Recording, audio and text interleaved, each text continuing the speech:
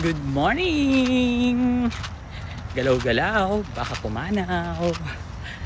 May ibabalita lang ako sa inyo ha. Natatandaan nyo na sinampahan nila chika si Caramil at Atty. Palad ng cyber libel dahil sinisiraan daw siya na hindi siya ang nagpakalat ng pera na inabot sa kanyang disbursement officer na si Acosta.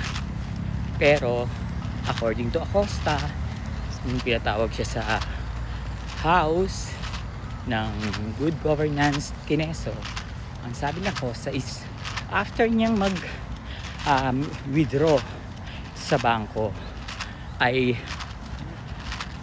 inabot niya kay La Chica yung pera. Yun yung confidential fund. Ano nga, ang sabi naman ni Kong Joel Chua nung deliberation ng impeachment, ano ang papel nila Chika? Bakit kailangang iabot sa kanya yung pera? Oo nga naman. Ano nga naman ba ang papel nila Chika? Samantalang security lang siya, di ba? Part lang siya ng security. So bakit iaabot sa kanya lahat nung confidential fund na winidraw sa land bank? Saan dinala nila Chika yung pera? Dito na ngayon papasok si Caramil Madriaga, di ba? So nung February 20 meron silang hearing. Hindi sinama ni Atty. Palad si Caramil Madriaga dahil Madriaga kasi malay natin pwedeng ambushin sila habang papunta dun sa fiscal. So virtual yung gagawin hearing dapat that time, pero hindi pumayag yung prosecutor. Gusto niya may pirmahang affidavit si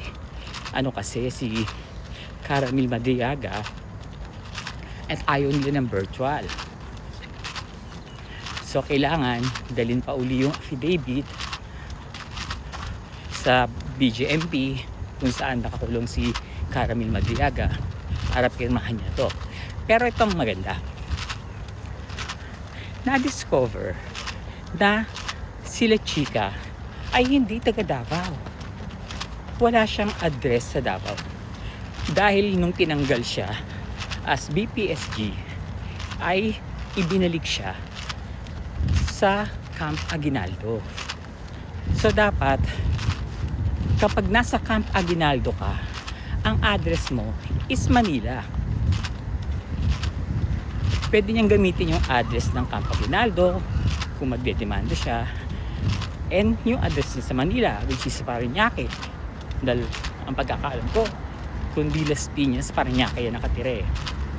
Kasi nakaka-golf yan ni Chulud. Hiningalag ito. So malaki yung chance na ma-dismiss yung kaso kasi nagsinungaling siya. Puro naman sinungaling yung mga tao ni Sara, mana sa kanya. Saka bakit niya sasampahan ng cyber libel si Caramil? Notarize lahat ng sinabi ni Caramil. Legal. Hindi siya siniraan sa Facebook dahil wala namang Facebook si Caramil. Nakakulong si Caramil, paano siya sisiraan sa Facebook at magpo-post, di ba? Ngayon, siya pa itong pwedeng ireklamo. Kaya dapat protektahan si Caramil Madriaga dahil kung wala siyang alam, hindi gagawa ng hakbang yung mga hayop na yan para mapatahimik si Caramil. At eto pa, pangatlong beses nang mini-message ang asawa ni Caramil at binabribe ng 1 billion para manahimik lang si Caramil. Pero hindi pumayag ang asawa ni Caramil. Lalaban sila sa katotohanan, which is nakakabilib, di ba? Dati lagi kong tinatanong, bakit ako napasok sa ganito? Lord, bakit ako naiyak-iyak? Bakit ako yung linagay mo sa posisyon na to? Ngayon ko naiintindihan kung bakit ko nakilala si Caramil Madriaga. Dahil nakilala ko siya nung nagpunta ako ng Maribeles dun sa mga magsasaka. Nung tinanong ko ang mga magsasaka kung sino yung tumutulong sa kanila, ang sabi ng mga magsasaka ay, teka muna, kuminto ka muna at hingal na hingal ka na.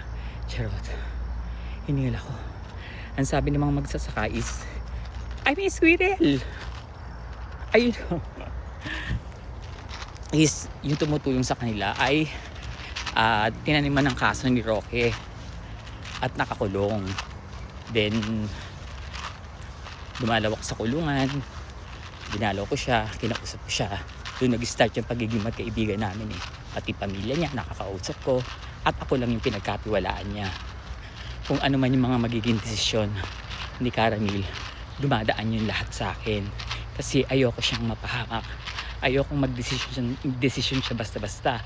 Sa totoo lang, ang pamilya ni Caramil ay mga matataas na tao. Meron siyang pinsan na general na nasa DND ngayon. DND General, search nyo na lang, General Madriaga din. Meron siyang mga pinsan na nasa Supreme Court.